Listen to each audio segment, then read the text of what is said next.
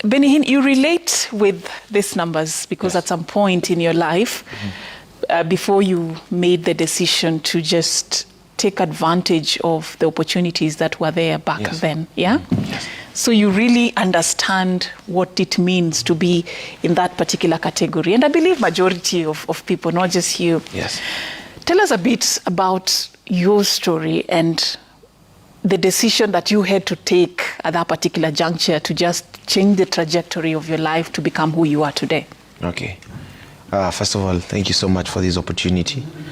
I'm a student at Daybreak University, and I'm 22 years old. I think I'm the youngest in this panel. So you think? It feels great to be sandwiched by mothers. Yes. Yeah, so I'll speak from a generational angle. I did my KCSE the first time. I had a C-. And what happened is that I was so good at public speaking.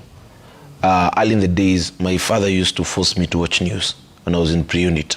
You know, you're in pre-unit playing with other kids. And my dad had learned with the news anchor in NTV.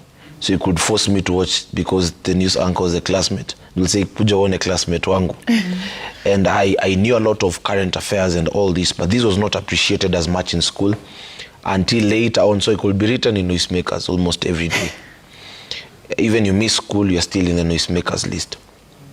And so there's this day, one teacher comes called Mr. Munika.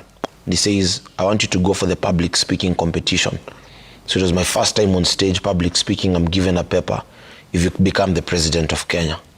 And I knew about 20 presidents in Africa. I knew the structure of government. I was not a good performer in class, but there are things I knew. So I became number one up to the nationals. So when I went back to school, now the school appreciated that, and they even gave me an appointment as the school president. And guys were happy because they said, these guys are noisemaker. So hatutaiandikwa noisemakers tena. Now my leadership journey began there. So I began reading Malcolm X, Martin Luther King. So by the time I went to high school, I knew a lot of things. My mom is a curriculum researcher. So she exposed me also to studying the Basic Education Act, the rights of a student, and all these things. So by the time I was going to school, I would question certain things. And the education system in Kenya has not been positioned for that. So I ended up now starting the suspensions journey. Indefinite suspensions, you're an inciter, you're this. But I was still going, every school I went to, I was going for the great debaters. So I had so many certificates from different regions of public speaking and debates. Now by the time I was clearing school, because of moving in 7 schools, by the time I was in Form 3, that is when I met a mentor. And he began walking me and told me, you're a good communicator, but now the education system has not been shaped for people like you. So you'll have to learn how you can be able to stay in that system and adapt to it. So you'll have to be silent, basically. And my mom will always tell me when you go to school, nyamaza hata wasijue unajua hizi vitu. But then I would go and something would just happen. And then I would show up. So by the time I was doing KCSE, the first time I had a C- because I did not have notes.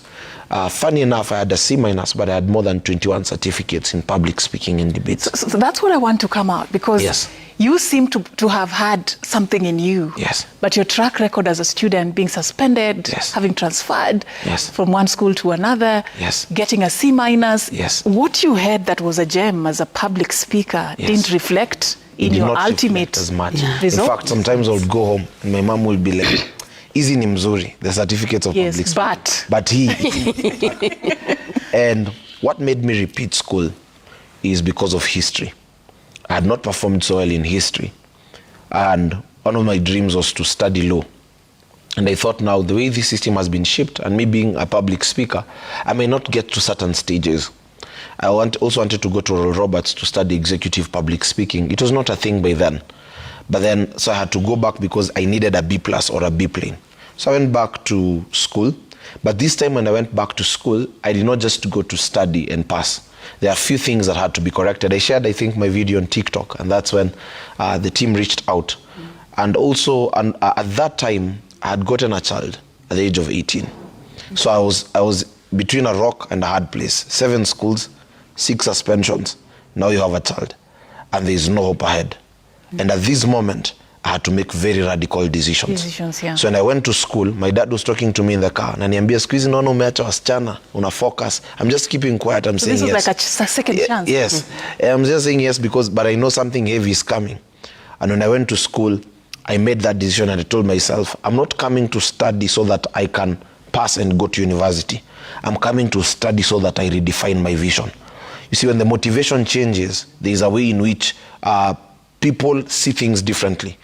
The problem is that, you know, success is defined generationally. I've just been studying about different generations. The generation before independence, for them success was about, freedom. And that's why when they got freedom, they were so happy. The generation after independence, for them success was about land. So when they got land, for them everything was okay. The generation after that, for them success was about acquiring basic education. For them, when they acquired that, that was success. The generation after that, success to them was about advancing to higher levels. You know, going to university. That's why kijiji mzima ingekamiku celebrate graduation. The generation now, your generation, for you, success was about technological advancements and also how unique are you. That is why computer packages were key. Now, our generation, Gen Z, for us, success is not defined according to that. Because now there are people who have cars and they do money laundering. I have friends who don't, if they have not even gone to school, and you see they have access to that. So for us now, success is again having a different definition. Success is about fulfillment.